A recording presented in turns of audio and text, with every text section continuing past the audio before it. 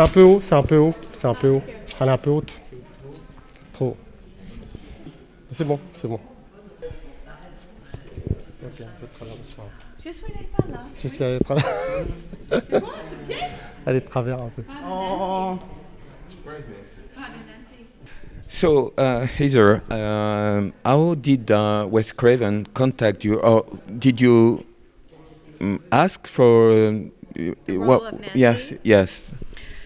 I auditioned for the role of Nancy with many other girls, and it was a open audition, and I went to maybe 2 callbacks, and then on the 3rd time, Wes Craven was there in the office, and he looked at my audition, and he said, "Thank you.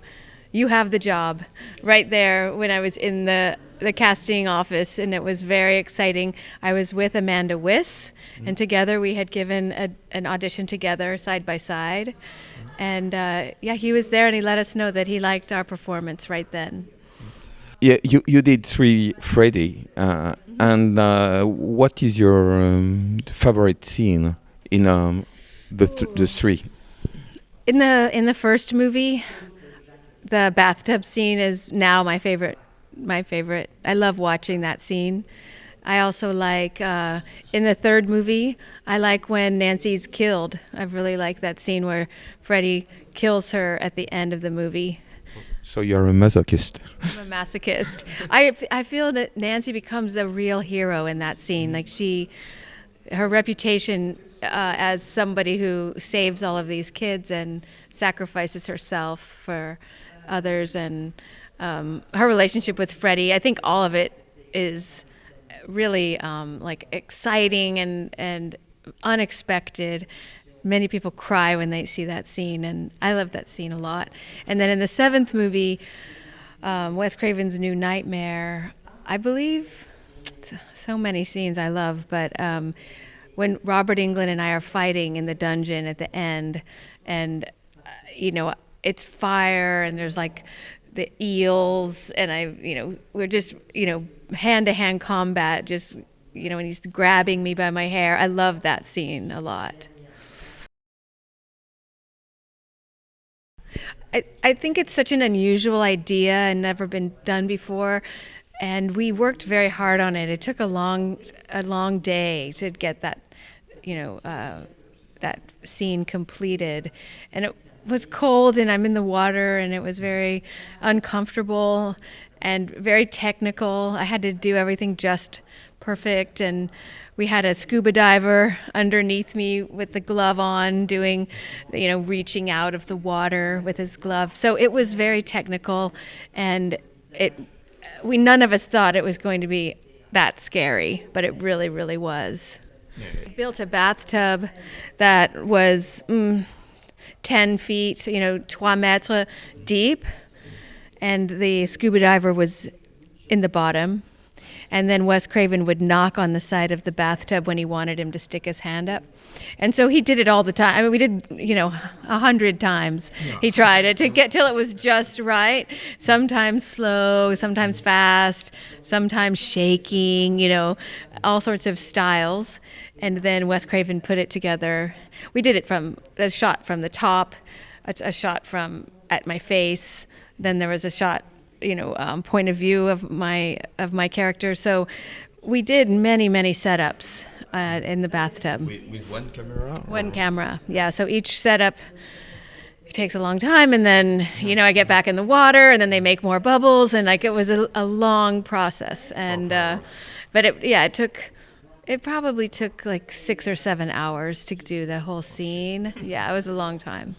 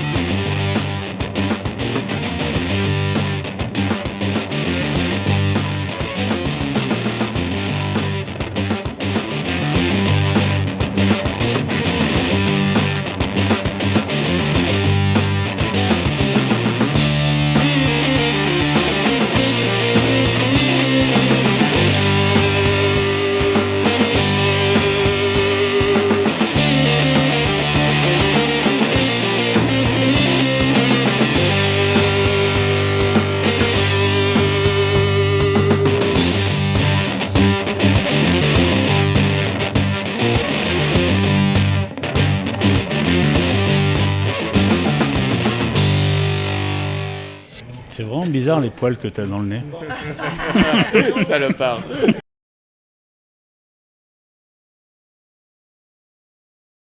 Bon, c'est une longue histoire, mais je vais faire court. C'est-à-dire que je suis arrivée là de la façon la plus normale quand on est actrice. C'est-à-dire que j'ai reçu un coup de fil. On m'a dit, est-ce que tu aimerais aller à Rome? On a rencontré un metteur en scène. On m'a rien dit sur lui. Bon, je savais que c'était un cinéma, moi je préfère dire de genre plutôt que d'horreur, même s'il y a beaucoup de scènes très violentes là-dedans et de l'horreur pure. Et en fait, il y a eu une présélection, parce qu'en fait, ils ont sélectionné que moi. C'est pas d'une façon narcissique que je dis ça, mais c'est la vérité. Il y a eu un agent très connu, haut en couleur, un personnage félinien qui s'appelait Giuseppe Perrone, que toute l'Italie connaissait, parce qu'il n'est plus là aujourd'hui. Il est allé à Londres, il a visité des agences, il a pris des photos, il est retourné voir Lucio, et Lucio a dit, je veux voir celle-là. Et donc, me voilà partie à Rome. Je m'en souviendrai toujours parce que c'était une audition en quelque sorte comme une autre, sauf que ça s'est passé dans un palais romain, dans le quartier le plus chic de Rome, chez l'impresario félinien, avec Lucio que je ne connaissais pas, je dois dire. Et lui était extrêmement bien habillé, moi aussi, ça allait bien, avec le palais romain. Et la différence avec les auditions normales, c'est qu'à la fin, il m'a dit, voilà le scénario. Donc j'ai un peu compris que j'avais déjà eu le rôle. J'ai l'impression qu'en fait, j'avais déjà eu le rôle avant d'arriver, ce qui est quand même exceptionnel pour une audition. Et il m'a dit, j'ai compris pourquoi après, parce que je dormais dans un hôtel cette nuit-là avant de repartir, il m'a dit, lisez le scénario et je voudrais que vous nous appelez demain matin avant de reprendre l'avion. Donc je me suis dit, bon, j'ai du boulot, je lis le scénario qui, franchement, je l'ai déjà dit, et c'est pas contre Dardano Sacchetti, le scénariste, que je le dis, c'était assez mal traduit. J'avais l'impression qu'il avait traduit que pour moi, pour que je comprenne, parce que je ne comprenais pas assez bien l'italien. Donc voilà, c'était un peu mal barré parce que c'était pas très bien traduit. Il n'y avait pas énormément de substance non plus, ni dans le rôle, ni dans le scénario. Et il y avait ces scènes horribles, terribles. Donc je me suis dit, bon, qu'est-ce que je fais? J'ai relu le scénario le lendemain matin au petit déjeuner pour voir combien j'étais impliquée dans les scènes horribles. Et j'ai compris que moi, je n'étais pas impliquée tellement. Il y a eu d'autres films avec Lucio où j'étais un peu plus impliquée. Mais ce que j'avais à faire, moi, c'était léger par rapport aux autres. Et les yeux qui sortent, etc., les tripes et tout ça. Donc je me suis dit, bon, c'est peut-être pas grave parce que moi, je ne fais pas des scènes violentes et horribles. Mais en fait, j'étais un peu naïve parce que je m'étais, bien sûr, toutes ces années après, je sais que quand on participe à un projet, on est impliqué dans le tout, évidemment. Donc, pour couper court, j'ai téléphoné à mon agent avant de repartir parce que j'étais bonne élève, je savais que je devais donner une réponse avant de partir. Et mon agent m'a posé quelques questions, il n'avait pas lu. Et on n'avait pas l'habitude de lire des choses pareilles en Angleterre à ce moment-là. Et il m'a posé quelques questions. La première, c'était est-ce que tu as des projets en ce moment? Je lui ai dit pas vraiment. C'était le printemps. Et est-ce que tu as envie d'aller tourner en Amérique? Alors à l'époque, j'étais jeune et on n'allait pas en Amérique comme ça, il n'y avait pas les low cost, aucune de mes amies avait été en Amérique, donc évidemment j'ai répondu oui. Il m'a dit, est-ce que tu as envie de passer, je ne me souviens plus combien c'était, mais 7, 8, 9 semaines à Rome? Alors ça c'est un rêve, j'ai dit oui. Il m'a dit, est-ce que tu as besoin d'argent? J'ai dit oui. Et il m'a dit, écoute, fais-le parce que de toute façon personne ne le verra jamais. Et nous voilà, 38 ans après, avec ces films cultissimes et qui sont adorés par même les générations suivantes. Et franchement, la réponse de mon agent m'a rassurée. Je me suis dit, si personne ne le verra jamais, c'est peut-être pas très grave. Me voilà partir en Italie, en Amérique, etc. Et alors après, comme je fais toujours, quand je m'applique, je suis une actrice professionnelle, j'essaye de faire à n'importe quel projet aussi bien que possible. Donc peut-être que ça aussi, ça a compté. J'étais bien entourée par des... Ça dépend duquel on parle, mais enfin, je parle du... Enfin, moi, j'ai tendance à parler de la trilogie, parce que pour moi, c'est une trilogie, même si ce n'était pas écrit en tant que tel. C'est même rigolo que c'est devenu... Il y a plusieurs raisons hein, pour laquelle c'est devenu une trilogie.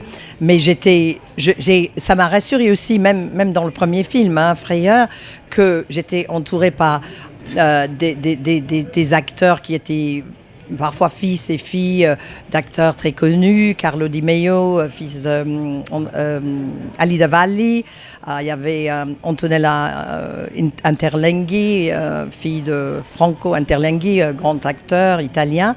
Donc je me suis dit, et en plus tous ces techniciens qui avaient fait des films avec tous les grands, que Fellini, Antonioni, etc. Donc je me suis dit, bon, si tous ces gens-là sont là à tourner ce genre de film, ça doit bien aller, en tout cas.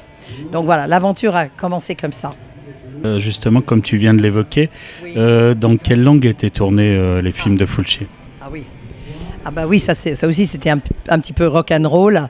Alors la langue principale c'était de l'anglais, ce qui me correspondait bien. Sauf que moi je devais jouer une américaine. Bon, je l'ai fait depuis, mais je ne l'avais jamais fait auparavant et je n'avais pas de coach et personne parlait vraiment anglais autour de moi. Donc c'était assez difficile, mais bon, j'ai fait aussi bien que j'ai pu.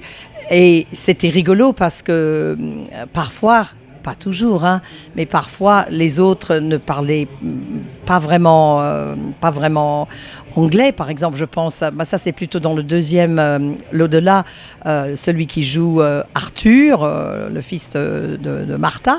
Je me souviens que pour lui c'était très difficile. Donc parfois j'avais des gens qui me répondaient en italien tant bien que mal et moi je répondais en anglais. Enfin c'était assez rigolo à faire, oui. Et puis je me souviens aussi que avec le premier Frayeur, avant, ça c'était une économie de la production, ils ne voulaient pas me laisser repartir avant d'avoir fait le doublage parce que c'était assez rock'n'roll aussi dans le studio où on a tourné à l'époque parce que De Paolis, je sais pas ce qu'ils font, je sais même pas si ça existe encore, je crois que oui, mais bon, c'était dans un sale état, donc c'était un peu symbolique du cinéma italien de l'époque. Ils n'avaient pas assez d'argent pour réparer le toit, donc il pleuvait à travers, donc l'ingénieur du son parfois, voilà, c'était un cauchemar pour lui, donc il y avait beaucoup de choses qu'on devait doubler. Et donc, par conséquent, ils ne m'ont pas laissé partir avant d'avoir doublé, sauf qu'ils n'avaient pas encore choisi les prises. Donc, il a fallu que je double toutes les prises, quoi, avant qu'ils choisissent ce qui était... Je ne sais même pas s'ils accepteraient ça maintenant, mais ça n'arriverait plus de toute façon. Et je me souviens, il y avait des séquences de hurlements, enfin, quand je hurle. Donc, il y avait 12 prises, donc j'avais plus de voix à la fin, parce que j'ai doublé pour une raison ou une autre, parce qu'il pleuvait dans le studio, 12 prises. J'étais devenue... C'était une bonne formation dans les hurlements, voilà. Oui, screaming, oui. C'est peut-être pour ça que j'étais connue un peu comme le Scream Queen des années 80, on peut dire. Mais j'étais pas très fière, mais maintenant je suis assez fière, voilà. Parce que je les assume complètement, il n'y a pas de raison de ne pas les assumer maintenant, toutes ces années après, avec le succès qu'ils ont, voilà. Quelques années après, justement, tu as joué dans 2 films de gens qu'on aime bien, dans Orsed de Romain et dans Saint-Ange de Pascal, bien entendu. Et quel effet ça te fait, plusieurs années après, de te retrouver dans des films de gens qui ont été évidemment fans de ta carrière à cette époque? Oui. À ça, je peux très bien répondre parce que il y a eu un moment, il y a des vagues dans toutes les carrières d'acteurs et peut-être particulièrement des actrices qui prennent un petit peu d'âge. Malheureusement, ça n'a pas complètement changé encore. Et même s'il y a des rôles maintenant pour les actrices plus âgées, et c'est sûr qu'il y a quelques années, j'ai atteint ce seuil. Et bon, j'avais changé de vie, j'avais quitté Paris, j'étais descendue dans le Midi. Ça, c'est une autre longue histoire que je ne raconterai pas aujourd'hui. Et j'ai cru que c'était un petit peu terminé. Mais en fait, je m'étais trompée sur 2 plans parce que aussi bien, il y a pas mal de choses qui se passent à Marseille. Donc, j'ai été appelée dans des choses à Marseille. Ça m'a fait plaisir. Et un jour, j'ai reçu un appel de l'assistant de Pascal Laugier qui apparemment me cherchait. Je crois que Pascal Laugier, qui était grand fan, bien sûr, de Lucio et même de moi, en occurrence. Et l'assistant m'a demandé, il m'a dit « Ah, c'est bien, vous parlez très bien français, je ne le savais pas. Et je ne savais surtout pas que vous viviez en France. » Donc, double chose positive. Et me voilà partie pour rencontrer Pascal. C'était une grande rencontre. Et ma carrière dans le genre a redémarré avec ça. Et après, il y a eu des courts-métrages avec Richard Stanley, avec plusieurs personnes, des jeunes. Romain Basset, j'adore. Il était devenu, je peux le dire sans me vanter, je pense qu'il serait d'accord. Quand je l'ai rencontré, j'ai compris qu'il avait énormément de talent. J'avais vu un court-métrage de lui. Et je me suis dit, ce garçon mérite d'aller loin. Et j'étais devenue un petit peu sa marraine de cinéma.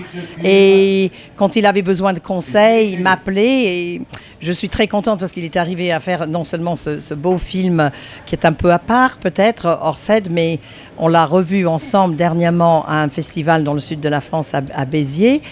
Ce film tient très bien debout et je pense que ça va avoir une vie dans l'avenir. Moi, j'aime beaucoup, en tout cas.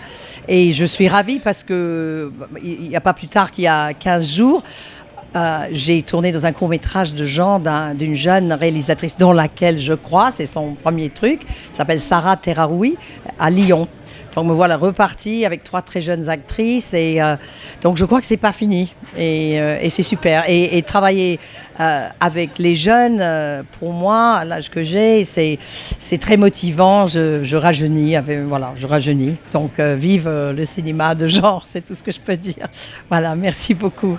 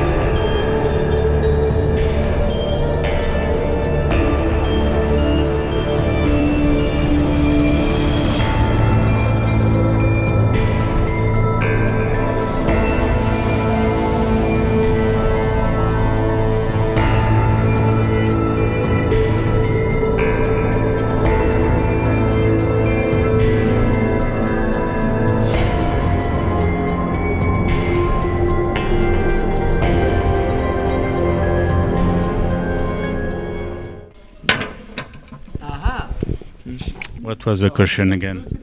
We like you very much in Dr. Jekyll and Sister Hyde because I'm a fan, especially him.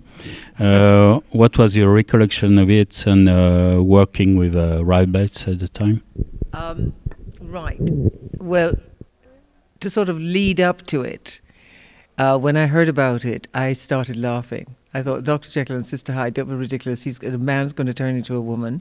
Remember, this is like 70s, right? So the Me Too, or rather the gender situation, had not arrived yet. But when I heard that, and then I thought, no, I'll go and check it out. And I went to see everybody at Hammond. Then I thought it was quite an interesting film. And I thought, well, we all have male and we all have female, so let's see what we can do with this. And then I met, there was Roy Ward Baker, who was the director, and Brian Clemens, who I absolutely adored, who was the writer. And of course, Michael Carreras and all of my gang, my family. And then I met Ralph, and we just got on like a house on fire. And it was probably one of my best films. What really happened was that I was in Jamaica and someone took a film of me and sent it around, including to an agency, MCA agency in London. So they said they wrote a letter to me. They found out where I was and wrote a letter to me and said, if you're ever in London, please look us up. Well, at that point, I've always wanted to be an actress ever since I was a little girl. I had no idea what an agent was. I had no idea who these people were. I had no idea. But when I got back to London, which was not long after that, I did call them. And that's when I ended up in a room with like 12 suits around a table. And I was absolutely shocked. I didn't know what was going on. I was so green. And they're all going, I said, well, I think it's a Bond. And I'm sitting there going, oh, what's happening? What's happening? And the next thing I know, I'm in a room with Terence Young, who says, you're too young. Go and get some experience. And I want to use you in something else. And I went, oh, okay. So I did. I heard him, and I went, and that was how it all started.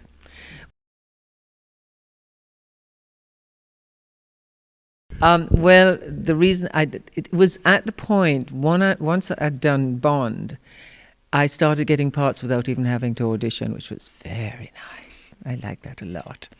And the next, I was just signed for 1 Million Years BC without even, and I was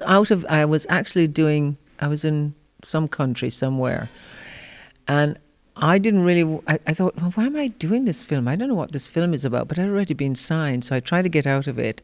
And they said, oh, no, you don't. We'll sue you if you don't get in. So I had to do it.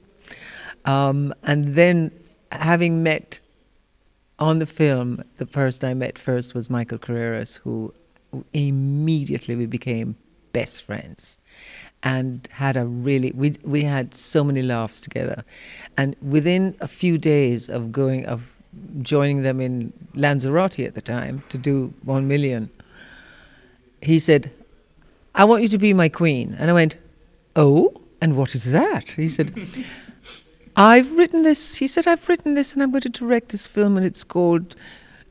It was actually Slave Girls of the White Rhinoceros. And I said, oh, that sounds interesting. And we started laughing immediately. And I said, oh, okay.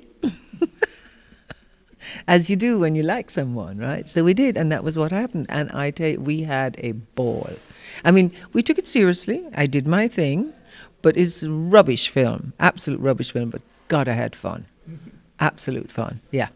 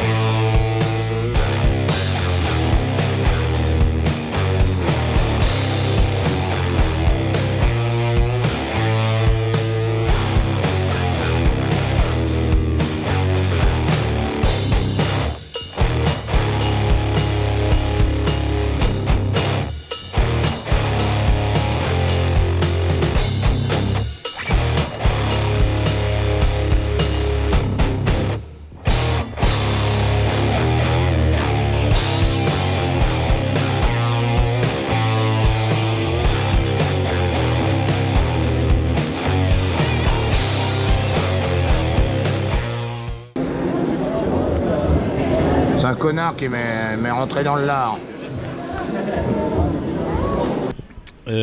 Donc, le cinéma fantastique français, parce que finalement, ton film est bien plus qu'un film fantastique en réalité, mais bon, correspond quand même à une espèce de cinéma de genre à la française, comme on dit, hein, et donc c'est un peu compliqué, donc comment est-ce que ça se passe? Comment est-ce qu'on peut promouvoir?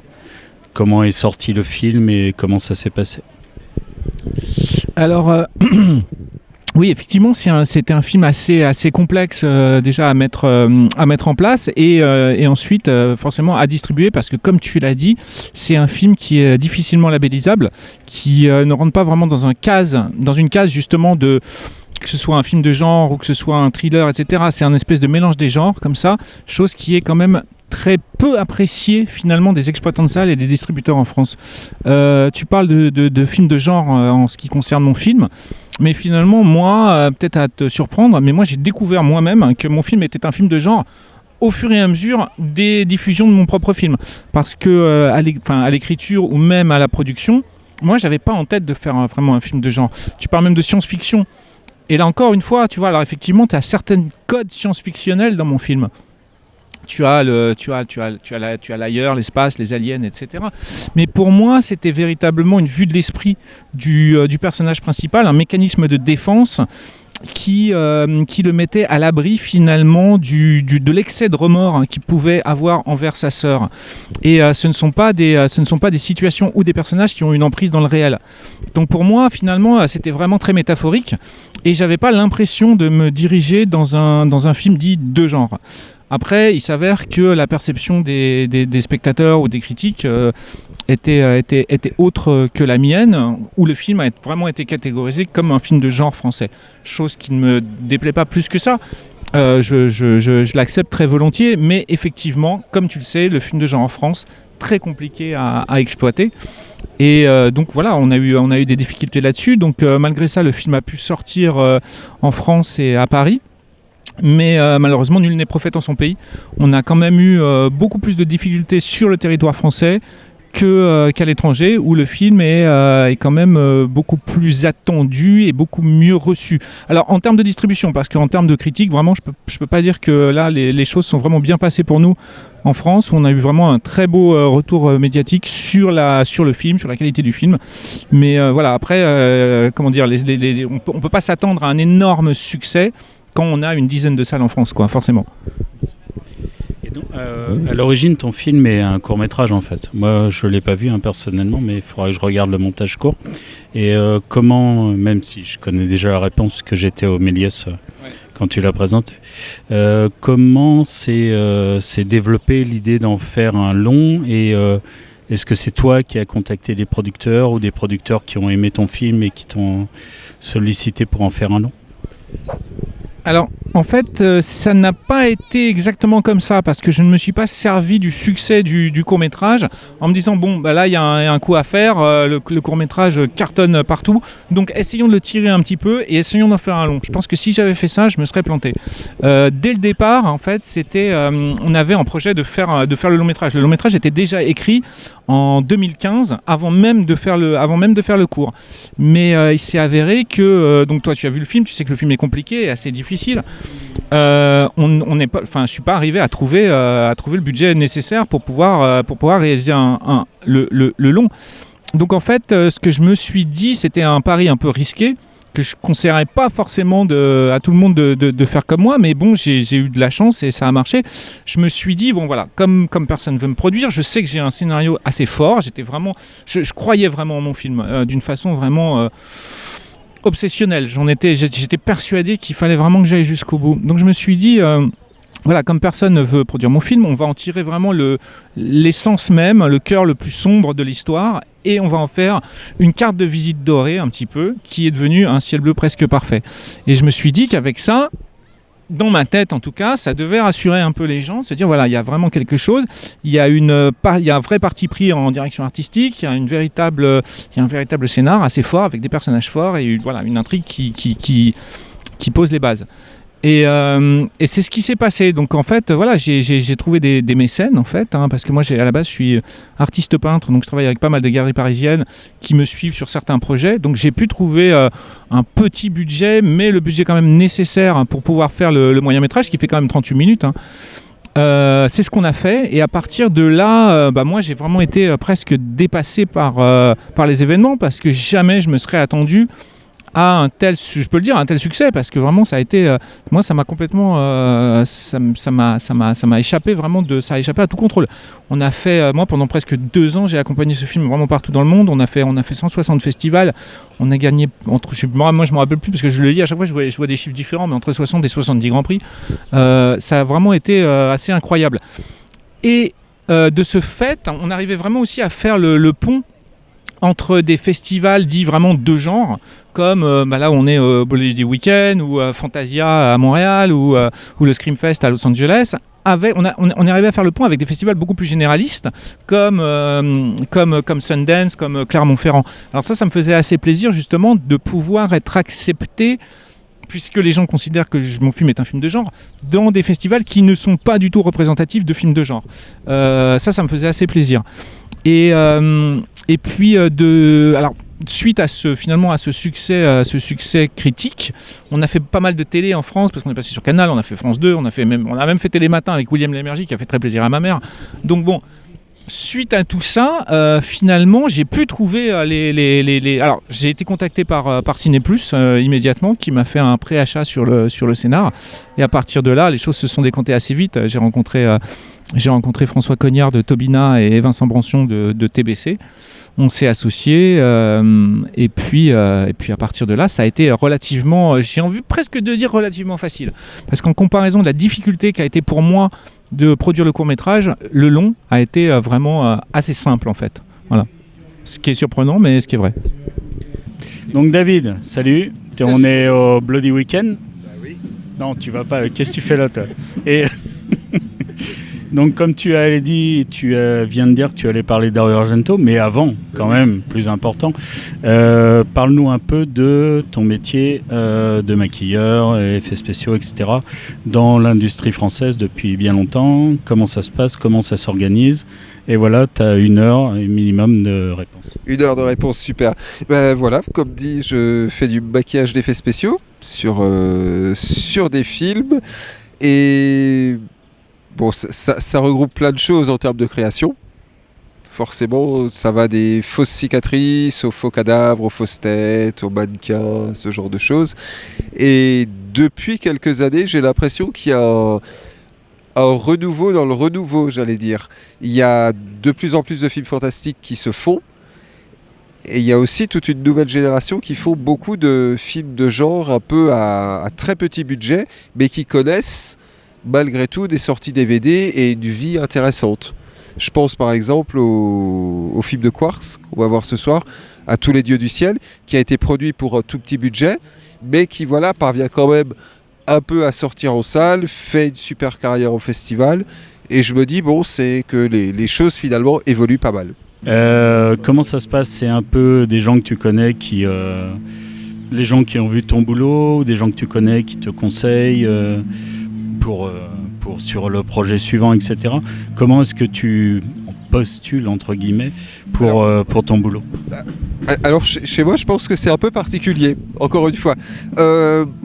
Comment dire? Je pense qu'au début, dans les années 2006-2007, j'ai fait pas mal de films d'horreur, entre guillemets, ultra fauchés. Je pense au film de François Gaillard, quand j'ai fait Black Aria, Lascares, qui m'ont surtout, on va dire, permis de travailler vite, de trouver des techniques pour aller vite, produire des choses avec peu d'argent, mais essayer quand même de faire des choses qui fonctionnent.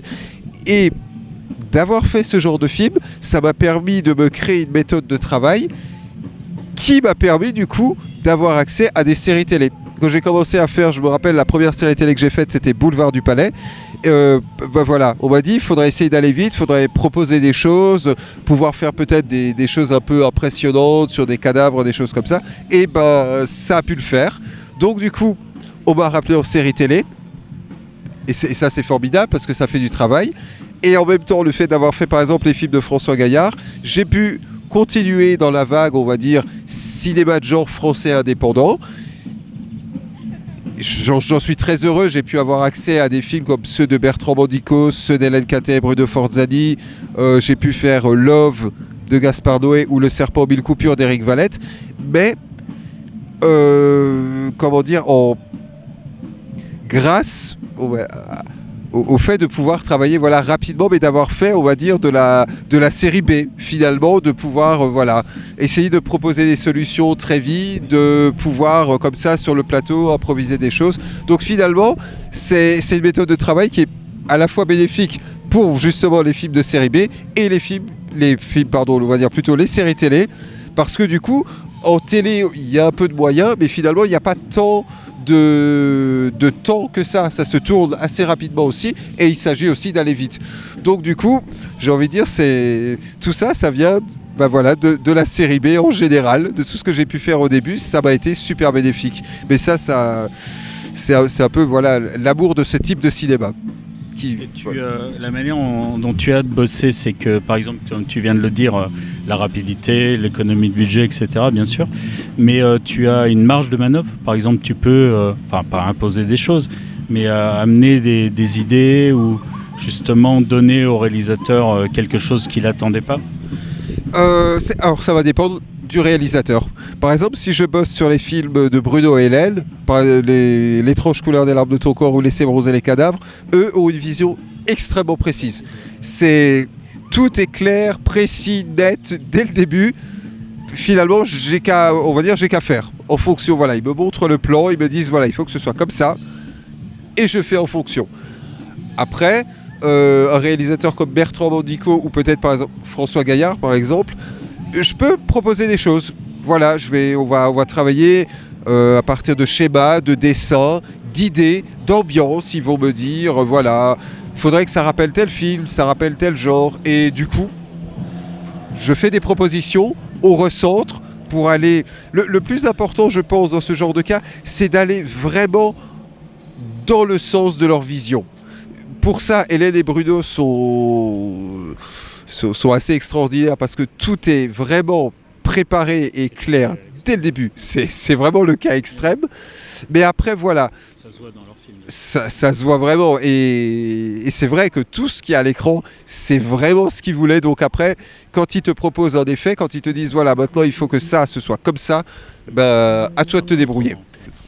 Et alors, pour finir, puisqu'on commence à avoir soif, mais toi aussi, tu travailles sur quoi en ce moment ? Alors, plusieurs choses. Plusieurs séries télé. Je fais toujours la série Candice Renoir, ça c'est depuis 1 an. Je fais des allers-retours sur 7. Ils ont toujours un peu besoin de cadavres, de petites choses un peu gore. On a un épisode, j'étais très, très surpris, où on a fait je crois que c'était la 7e saison, un cadavre exhumé, et c'était très phénoménal. Donc tu vois, on parlait de Dario Argento, donc on peut rebondir sur Dario Argento. Et du coup, c'était un cadavre avec des vers un peu partout. Et moi, j'étais très surpris et très heureux qu'une série télé se permette comme ça de mettre des petites pointes un peu graphiques. Je trouve que ça donne un truc. J'avais fait La Menthe d'Alexandre Laurent, et là j'ai fait sa toute dernière série qui normalement va sortir, j'espère, cet automne. C'est Le Bazar de la Charité, où on a fait beaucoup de choses dessus. Il y a beaucoup de cadavres, j'en dis pas plus, on verra. Et en ce moment même, puisqu'on est samedi soir, samedi 17h, lundi, je retourne sur le tournage du premier long métrage de Fabrice Blanc. Sur lequel il y a énormément de choses à faire, mais énormément. Mais Fabrice étant un amoureux des années 80, de ce type de cinéma, on a choisi de tout faire sur le plateau. 95% des effets vont être faits sur le plateau. Mais on s'amuse énormément parce que c'est une équipe formidable, les comédiens franchement sont géniaux, et du coup tu as un peu l'impression d'être à la fois en colonie de vacances et quand même en tournage de film, parce qu'il ne faut pas déconner quand même.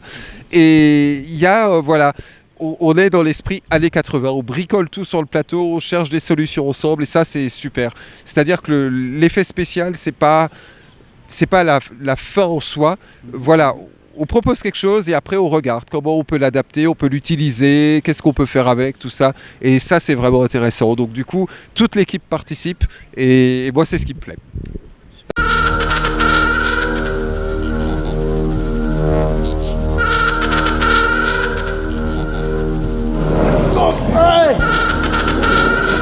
On est là-bas.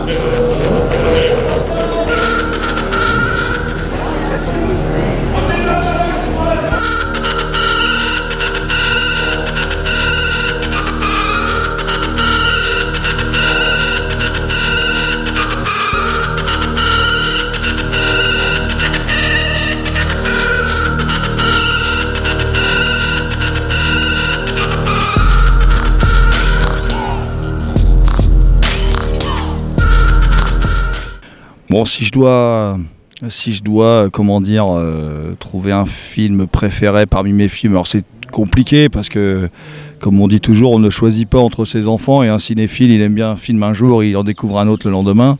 Mais il y a un film qui me touche particulièrement, c'est Profondo Rosso, Les frissons de l'angoisse, de Dario Argento, alors pour de multiples raisons, hein. Donc on va peut-être faire les choses dans l'ordre. D'abord, c'est un film qui est fait en 75, après la trilogie animalière de Dario Argento, hein. Donc l'oiseau au plumage de cristal, le chat à 9 queues et puis 4 mouches de velours gris. Et c'est un peu le film qui vient clôturer un cycle pour Argento avant qu'il bascule dans le fantastique pour revenir au giallo quelques années plus tard.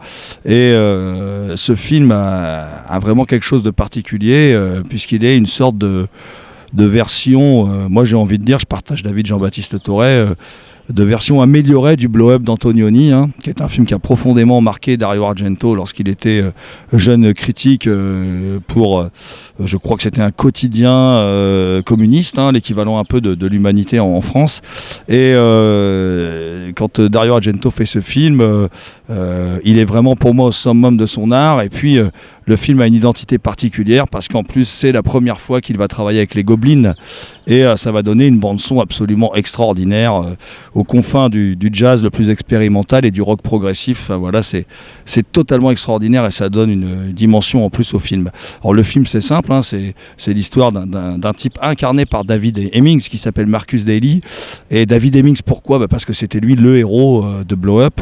Et David Hemmings, il assiste au meurtre d'un médium et il est persuadé, en fait, il y a quelque chose qui cloche, quoi. Voilà, il voudrait, après il veut retrouver le meurtrier, mais en fait il y a quelque chose qui cloche. Et bon, le spectateur comprend très vite. L'idée de génie de ce film, c'est qu'en fait Dario Argento nous donne les clés de l'énigme dès le début du film par un plan absolument incroyable dont il a le secret, où en fait, je ne vous révélerai pas, mais en fait l'assassin est présent et au vu et au su de tout le monde dès le début du film.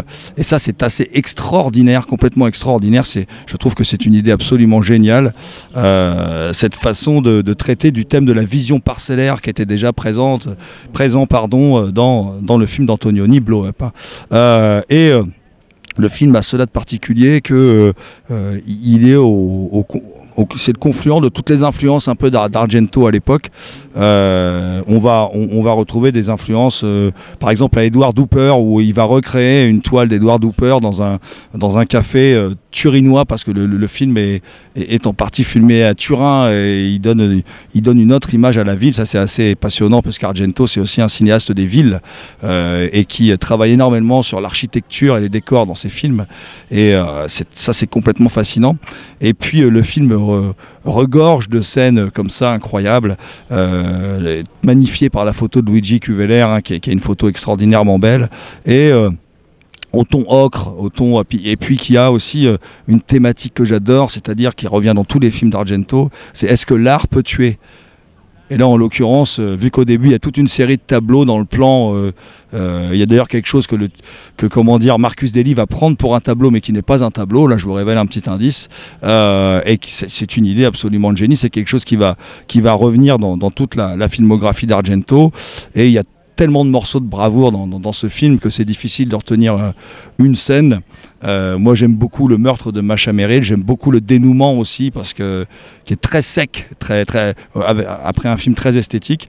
Et puis il y a aussi ce personnage féminin de Daria Nicolodi, hein, qui est une journaliste un peu emmerdeuse, un peu fouille-merde, mais tellement attachante, une femme indépendante, qui amène aussi des moments comiques. Et le comique était déjà présent, par exemple, dans 4 mouches de velours gris, à travers le personnage du détective homosexuel incarné par Jean-Pierre Mariel, ou du personnage de Dieu incarné par Bud Spencer.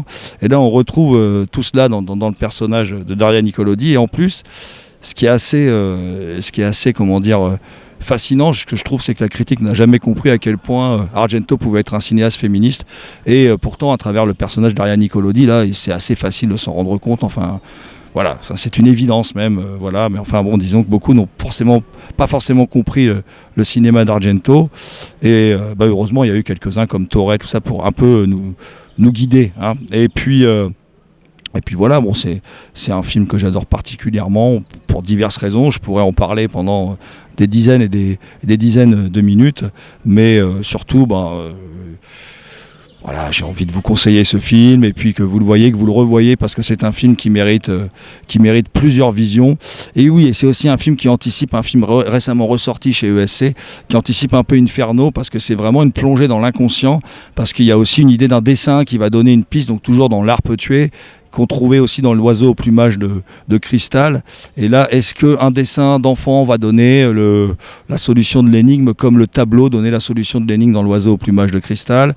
Voilà, c'est encore le monde des faux semblants, c'est toujours ces mêmes thématiques présentes chez Argento. Voilà, donc je vous en dis pas plus, c'est un peu décousu, mais en tout cas, c'est un film qui me passionne et j'espère vous avoir donné envie de le voir ou de le revoir. Alors, un de mes films préférés, c'est Repose Genetic Opera, qui date de 2008. C'est un opéra rock. D'habitude, j'aime pas du tout les comédies musicales, mais je trouve que dans ce film, il y a vraiment une esthétique particulière. Les images sont vraiment très très belles et au-delà de l'univers un peu noir et dépravé qui me plaît beaucoup, il y a une très très belle histoire familiale, un drame magnifique derrière, qui fait que c'est vraiment un des films que je préfère. Alors mon film préféré, en tout cas mon film préféré de ces derniers mois, ça va être un film que j'ai découvert en festival aux Hallucinations Collectives il y a quelques mois en arrière, à Lyon, qui était de mémoire le film de clôture, et c'est un film qui s'appelait Golden Glove. Et il a été vendu comme un film absolument abominable, mais en même temps excessivement drôle. Donc j'y suis allé. Et grosso modo, c'est un film de Faith Atkin. Donc pas forcément le réalisateur dont on s'attend à ce qu'il aille dans le cinéma de genre. Mais là, il y est allé vraiment... il a foutu les deux pieds dans le plat, quoi. Et lors de la présentation du film, il y avait les personnes qui ont présenté le film qui avaient lourdement insisté sur le fait que il allait potentiellement avoir des personnes qui allaient foutre le camp de la séance très rapidement. Et ils avaient à peu près tablé sur 10-15 personnes. Au final, il n'y en a eu que 4, mais moi qui étais assis à côté de la sortie, je peux vous garantir que les 4 qui sont sortis, ça s'est fait au pas de course, parce que le film, encore une fois, est assez compliqué à regarder pour qui n'aime pas forcément l'humour noir. Alors, le film, en fait, traite d'une histoire vraie qui est arrivée en Allemagne, je crois, dans les années 70 ou 80, sur une espèce de tueur en série qui avait un physique mais pas possible, avec un nez atroce, avec un œil qui disait merde à l'autre. Et le gars passait sa journée dans un bar qui s'appelait donc le Golden Glove, à essayer de draguer les quelques femmes qui étaient un peu désespérées qui passaient par là. Sauf qu'à chaque fois qu'il arrivait à en ramener une chez lui, ça se passait forcément très mal. Et il finissait en fait par la découper en morceaux et la planquer sous son évier, avec tous les problèmes que ça allait supposer par rapport à l'odeur, par rapport à toutes ces choses-là. Donc c'est un sujet qui est absolument atroce, dit comme ça, mais qui en devient presque jubilatoire tellement le film va dans l'excès à tous les niveaux. C'est probablement un des films les plus viscéraux et les plus suintants que j'ai pu voir, parce qu'on a vraiment l'impression de sentir la puanteur, la crasse et toutes les odeurs qui sont visibles en fait dans le film. Et encore une fois, tout est poussé vraiment à son paroxysme, ce qui fait que soit on n'adhère pas et on fout le camp très vite, soit par contre on explose de rire toutes les 10 secondes, parce que ça va tellement dans l'excès qu'il n'y a pas d'autre solution possible en fait. Mais ça reste quand même malgré tout basé sur une histoire vraie, donc on assiste à quelque chose qui s'est vraiment passé. Mais il y a une espèce de dosage qui est extrêmement bien trouvé entre l'horreur et les moments de relâchement qui font intégrante partie de cette horreur, mais qui sont assez bien amenés, je trouve.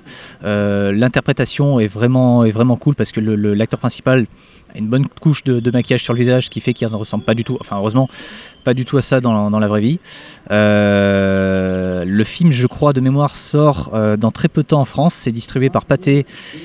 Et je pense que Pathé n'a pas forcément dû bien regarder quel était le sujet du film. Ils se sont dit, tiens, c'est le film de Faith Atkin, c'est bon, on connaît ces films, on va le distribuer celui-ci. Je pense que ça va être plus compliqué que ça. Le film a une interdiction moins de 16 ans qui, pour une fois, est parfaitement justifiée. Donc, à mon avis, il va rester très peu de temps en salle. Donc, si vous aimez les films qui secouent, si vous aimez les films qui sont un peu rentre-dedans, donner sa chance en fait à ce film-là, parce qu'encore une fois, il va vraiment pas rester très longtemps en salle. Et pour le résumer, disons que c'est une espèce de mélange entre un film de psycho-killer à la Schizophrénia et quelque chose qui sent bien la crasse à la Walking Fright. Donc si vous aimez ces deux films, foncez voir celui-ci, vous allez vous en rappeler. Bonjour, ici Mister Cult, donc je suis pour le dernier jour du festival Buddy Weekend et je m'étais dit tiens pourquoi pas faire un petit kiff, parler d'un film que j'adore, de mon réalisateur préféré John Carpenter. Donc on va parler des aventures de Jack Burton dans les griffes du mandarin. Donc il y a un film qui est sorti en 85-86, après un petit peu pendant la grosse âge d'or du cinéaste, après The Thing, New York 1997, où ça parle d'un chauffeur de camion qui a un pote asiatique et il va commencer à être dans un délire avec des sorciers et ça parodie un petit peu. En fait c'est pas vraiment une parodie, c'est plus un hommage au cinéma d'art martiaux des années 60, 70 ou même par exemple même référence à Fu Manchu avec Christopher Lee et voilà où tu as John Carpenter qui retrouve son acteur préféré Kurt Russell avec qui il a tourné dans New York 1997 et sa suite, The Thing qui est mon film d'horreur préféré de tous les temps et voilà c'est un film qui est ressorti il y a pas longtemps dans une belle édition Blu-ray avec voilà on retrouve tout le cynisme de John Carpenter dans son cinéma qui a toujours voulu un petit peu se démarquer de cinéma de genre en essayant de ne pas faire comme ce que ses confrères faisaient, où tu as Romero qui dans une grosse période a fait que des films de zombies, Wes Craven qui s'est un petit peu perdu dans les années 80 après les griffes de la nuit. John Carpenter il a voulu toujours garder vraiment son identité, ce qui fait que pendant certains moments il s'est pris la tête avec ses studios, justement après The Thing où à un moment il a été presque dégoûté. Il est revenu à des films beaucoup plus petits budget avec Prince des Ténèbres et Invasion de Los Angeles, mais toujours parce qu'il a pu garder son identité avec une grosse satire politique et où il a toujours pu se lâcher. Et là Jack Burton c'est carrément il se lâche quoi, où justement et c'est peut-être pour ça aussi qu'à sa sortie il n'a pas eu un gros succès parce que les gens connaissaient pas du tout forcément la culture asiatique et ils étaient un petit peu paumés. On s'est dit mais c'est quoi ce mec Jack Burton qui on nous vend comme le héros et que finalement à la fin c'est pas vraiment lui qui tue le méchant et qui nous les est plus présenté comme un gros loser alors que Kurt Russell c'est quand même une grosse masse et finalement c'est plus ses amis qui sauvent le monde plutôt que lui. Donc voilà, il y a vraiment c'est presque vendu comme une grosse farce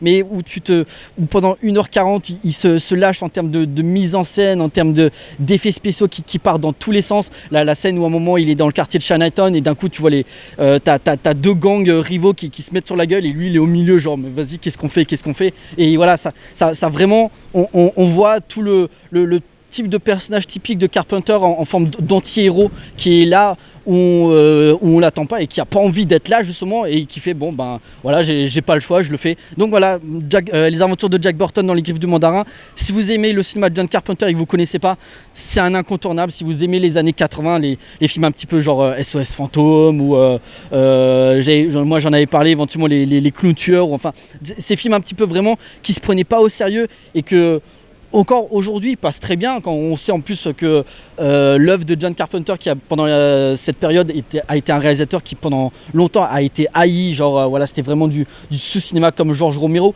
et qui aujourd'hui la nouvelle génération qui regarde le cinéma d'horreur commence à découvrir et qui se disent en fait le cinéma d'horreur actuel le cinéma de genre actuel c'est de la merde et ce que faisaient ces mecs Craven, Romero, Carpenter c'était carrément autre chose. Donc voilà, les aventures de Jack Burton, c'est un film à voir. Il vient de sortir en beau coffret Blu-ray, c'est un incontournable. À toutes.